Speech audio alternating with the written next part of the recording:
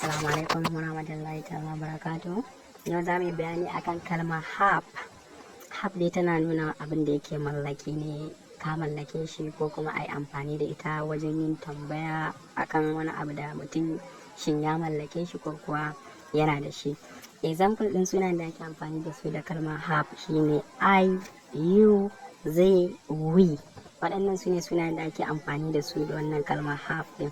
Example, I have my right, wato ma'ana ina da dama da take ta kaina ce. You have a problem, kana da matsala. We have things to do, muna da abubuwan yi. They have a new car, ko muna da sabuwar mota. Sai cases din yadda ake amfani da ita wajen yin tambaya.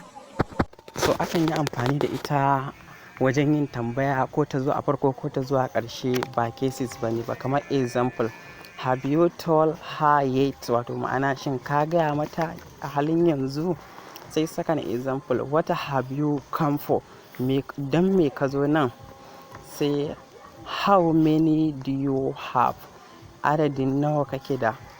Sai they have some nice animals, suna da wasu dabbobi masu kyau. I have no experience, wato ma'ana bani da wani ƙwarewa ko kuma bani da wani dabara. I can't have one, ba zan iya samun ko guda ɗaya ba.